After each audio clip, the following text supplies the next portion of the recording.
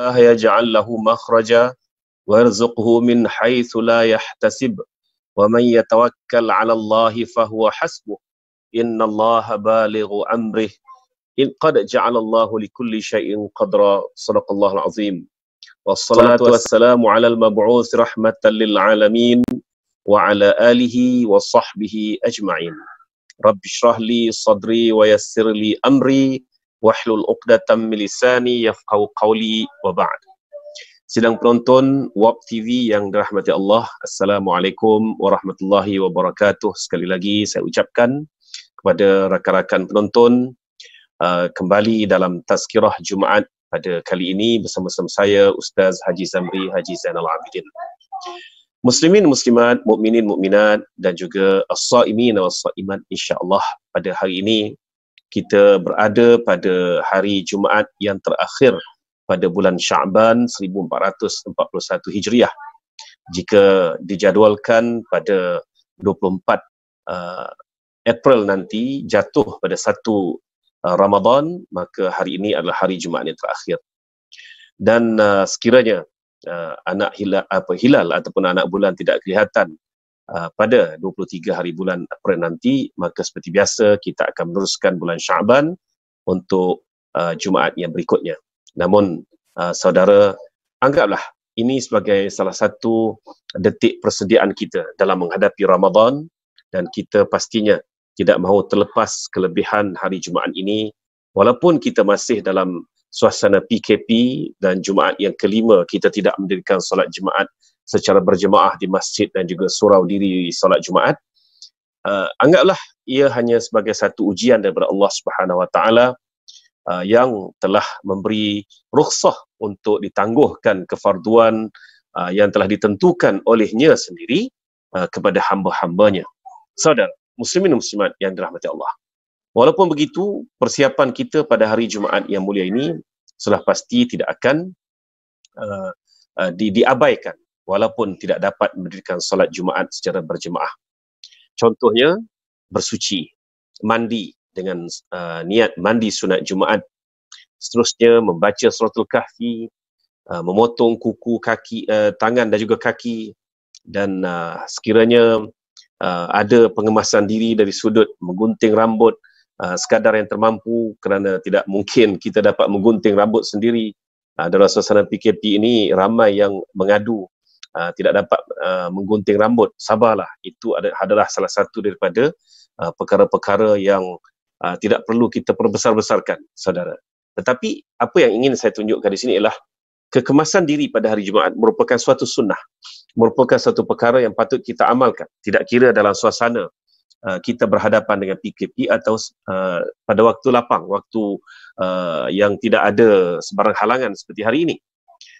Kerana kemuliaan pada hari Jumaat yang mulia ini sudah tentu tidak dapat dibanding-bandingkan lagi dengan hari-hari lain. Dan seterusnya, hari ini hari Jumaat terakhir dalam bulan Sya'ban.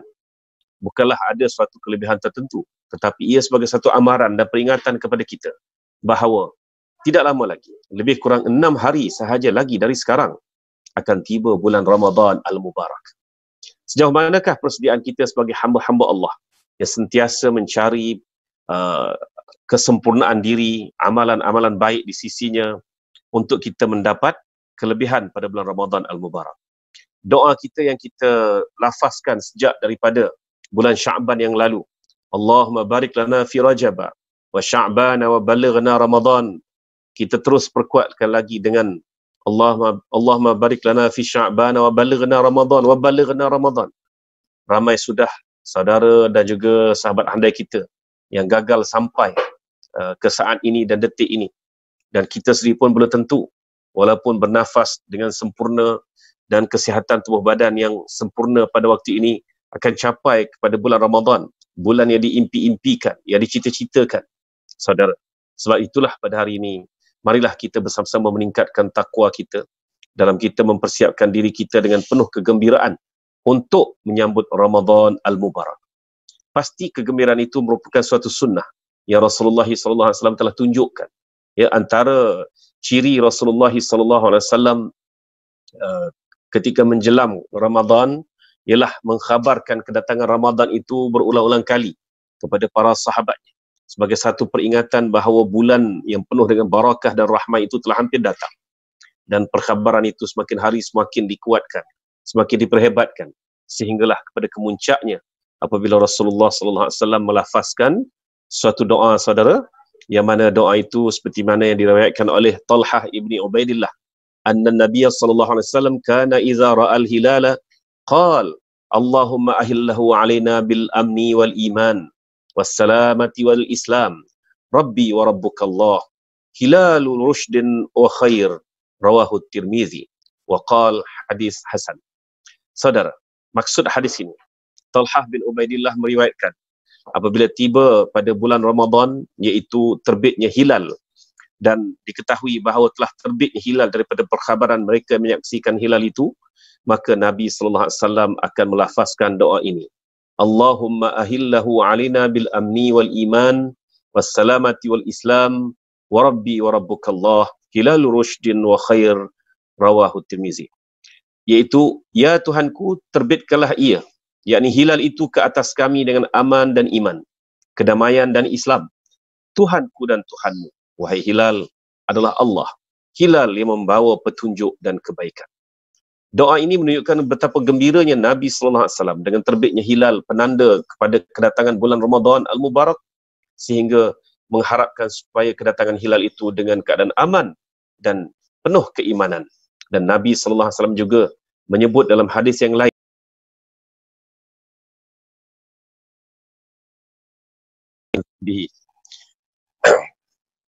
saya ulang, man shama ramadhana imana wa ihtisaba ghufira lahu ma taqaddama min dhanbih.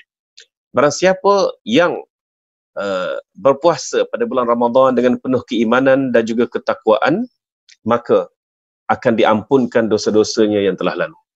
Oleh itu, saudara, kita mengharapkan kedatangan hilal pada kali ini, walaupun dalam keadaan yang agak kita katakan sebagai darurah, ya, iaitu dalam keadaan yang tidak begitu menyenangkan. Namun ia bukan halangan untuk kita meletakkan Ramadan itu sebagai suatu bulan dan detik masa yang ditunggu-tunggu, detik masa yang mana kita jadikan sebagai satu benchmark hidup kita. Adakah sepanjang setahun hidup kita ini kita berjaya memenuhi Ramadan itu dengan penuh iman dan ihtisab, atau sebaliknya? Dan saudara, kita mengharapkan kedatangan bulan Ramadan kepada kali ini, walaupun dalam keadaan darurat seperti ini, kita sebenarnya masih lagi menyambutnya dengan penuh keimanan dan juga keamanan, dan juga penuh dengan kedamaian, serta di bawah payung Islam yang membawa kita kepada Allah Subhanahu Wa Taala, insya-Allah. Baiklah, berdasarkan hayat hidup Rasulullah sallallahu alaihi wasallam ataupun sirah baginda, antara persiapan yang baginda sallallahu alaihi wasallam lakukan sejak daripada awal bulan Syaban yang lalu ialah memperbanyakkan puasa. Dan perkara ini telah ditanya oleh Usamah ibnu Zaid radhiyallahu anhuma, yang bertanya kepada baginda sallallahu alaihi wasallam, wahai Rasulullah, aku tidak pernah melihat tuan berpuasa pada suatu bulan seperti mana tuan berpuasa pada bulan Syaban, iaitu hampir penuh. Dan baginda menjawab, Syaban ialah bulan yang terletak di antara Rejab dan juga Ramadan, yang sering dilupakan manusia. Ia bulan yang mengandungi amal perbuatan yang akan diangkat ke sisi Tuhan semesta alam. Maka aku lebih suka apabila amalku diangkat dalam keadaan aku sedang berpuasa. Hadis riwayat Ahmad dan An-Nasai. Jadi saudara, ibadah puasa ini sebenarnya ibadah yang membina kekuatan rohani dan juga kekuatan fizikal.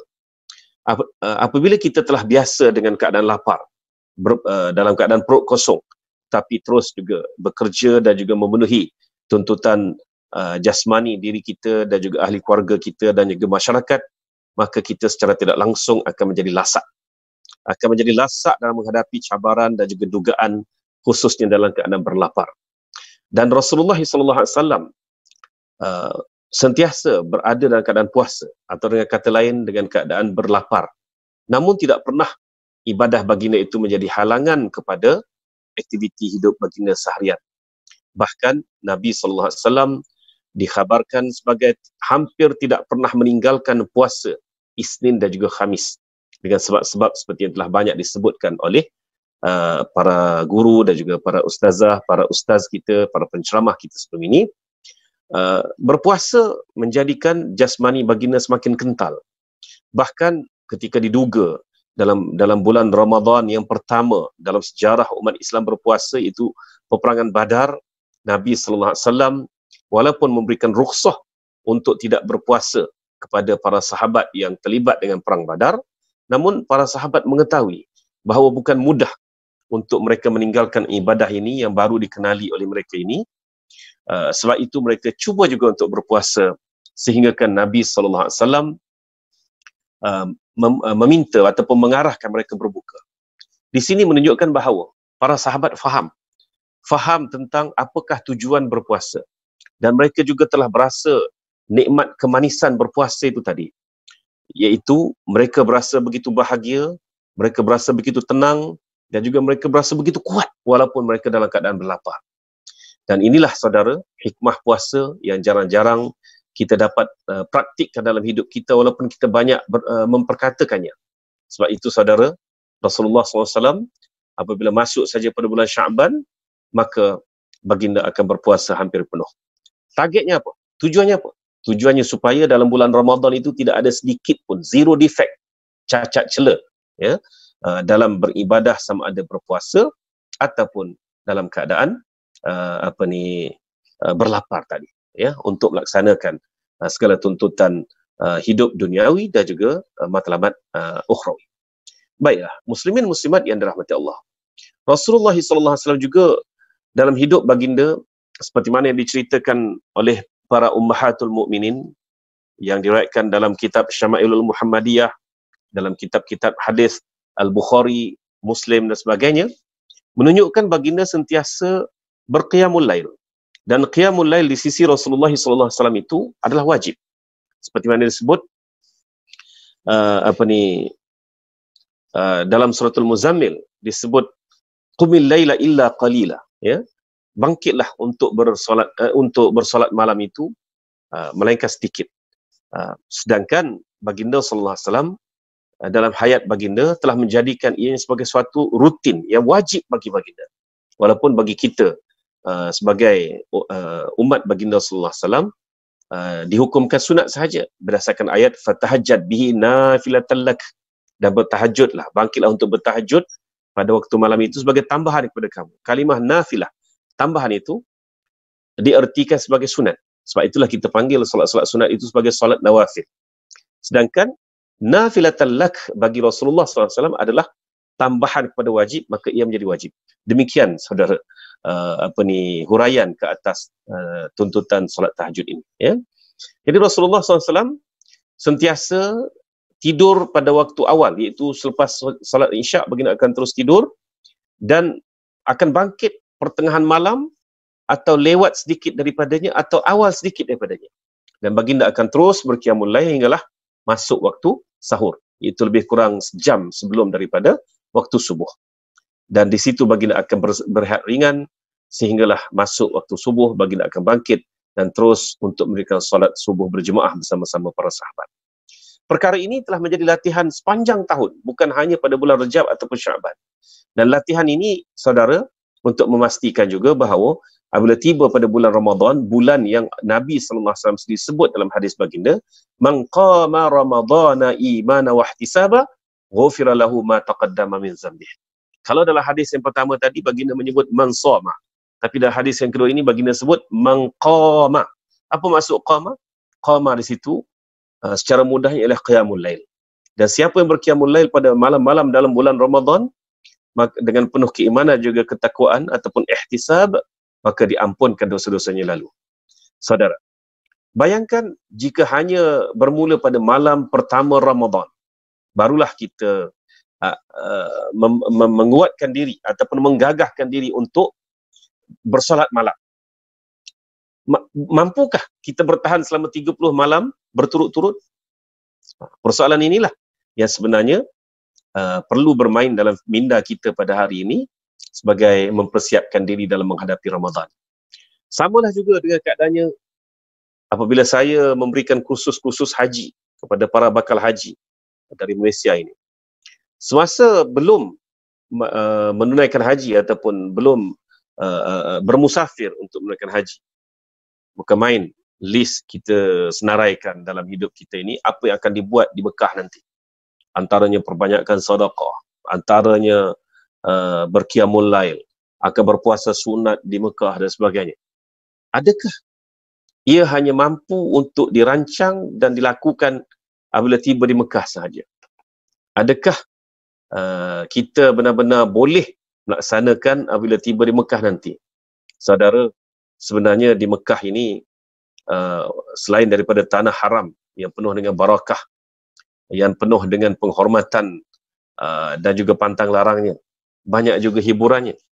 Hiburan yang saya maksudkan itu ialah hiburan dari sudut shopping, dari sudut barang-barang yang kadang-kadang tidak pernah dilihat di Malaysia ini ada di sana, dan juga dari sudut makanan juadahnya yang pelbagai. Maka apabila sampai di Mekah, jarang-jarang orang yang tidak membiasakan dirinya dengan qiyamul lail, dengan sedekah, dengan puasa sunat ini mampu untuk bertahan dengan perancangan yang begitu teliti disenaraikan kerana cubaan-cubaan, dugaan-dugaan yang menarik perhatian mata memandang. Saudara, untuk itu moral of the story-nya ialah jangan kita hanya merancang apabila tiba pada waktu tertentu kita akan melakukan itu, ini dan sebagainya. Sebaliknya, kita hendaklah mempraktikkan pada masa ini. Jika pada malam-malam Ramadan yang kita kejari itu, yang Allah Subhanahu Wa Taala telah janjikan dengan malam Al-Qadar ataupun Lailatul Qadr, maka kita berhajat pada bulan Ramadan nanti untuk berqiyamul lail dan mencari, mengejar Lailatul Qadar itu. Percayalah, ia tidak akan membawa hasil yang mudah seperti mana yang dijangka dan juga dirancang di atas kertas. Untuk itu, saudara, rancangan kita pada hari ini ialah hendaklah terus dengan pelaksanaan, cubaan, iaitu praktikal, yang perlu kita lakukan pada masa ini sebelum datangnya Ramadan Al-Mubarak. Jadi saudara, cubalah untuk kita berada pada waktu sahur, iaitu waktu lebih kurang 1 jam sebelum waktu subuh, itu dinamakan waktu sahur. Waktu sahur ini bukan bermaksud juadah. Kita apabila sebut sahur, maka apa terlintas dalam minda kita, ikan masin, ikan rebus, telur masin, ulam-ulam, macam-macam lagi, itu juadah bersahur sebenarnya.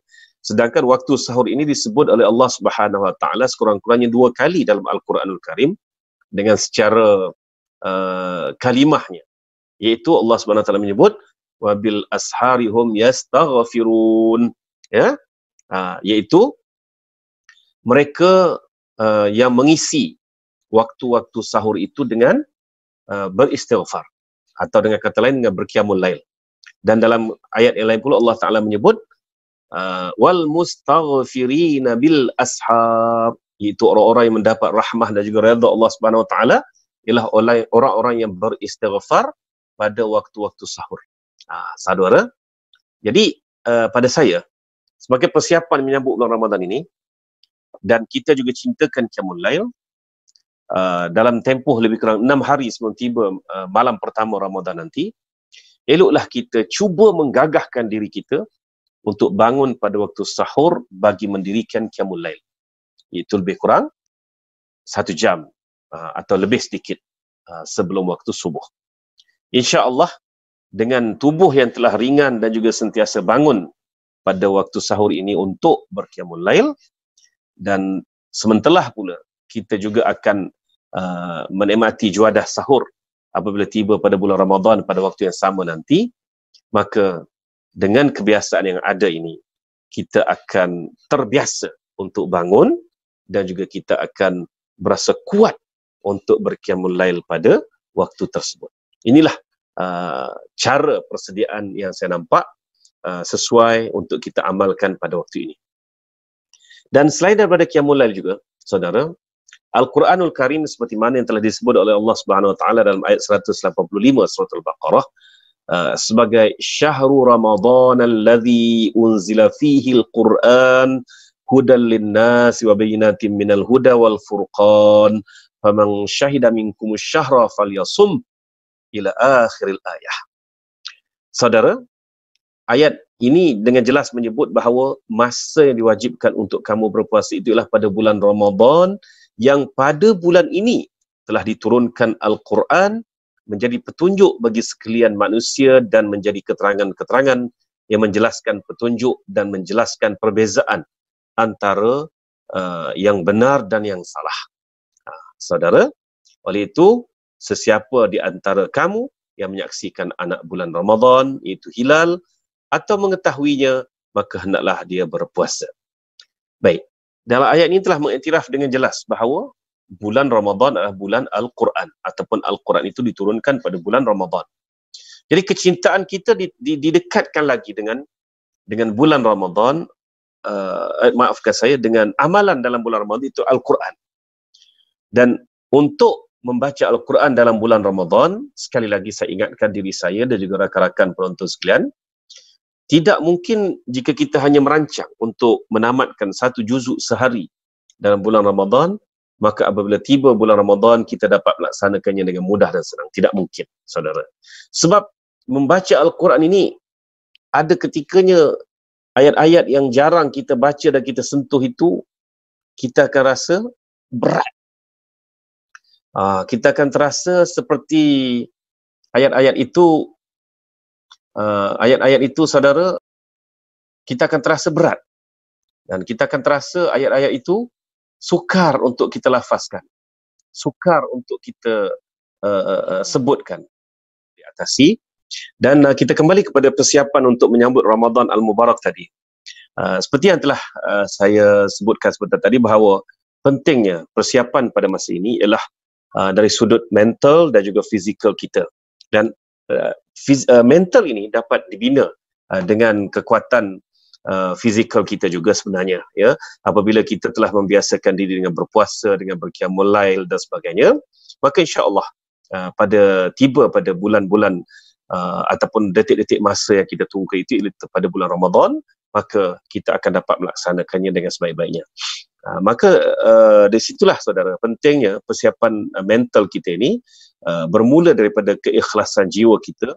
Apabila telah terbiasa dengan qiyamul lail, maka sudah tentu tiba pada hari dan detik ketikanya, kita juga akan dapat berbicara, qiyamul lail, dan juga dapat sentiasa membisikkan kepada hati kita bahawa qiyamul lail ini sebagai suatu keperluan dan juga keseronokan untuk mencapai redha Allah Subhanahu Wa Taala. Baik, sebentar tadi saya menyebut tentang Al-Quranul Karim, ya. Al-Quran, sebagaimana kita tahu bahawa syahrul Ramadan allazi unzila fihi al-Quran, yang mana pada bulan Ramadan inilah bulan diturunkan Al-Quran.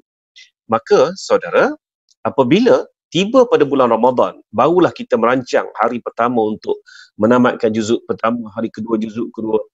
Apakah mungkin begitu? Ini persoalan yang saya lontarkan sebelum kita siaran tergendala seperti tadi.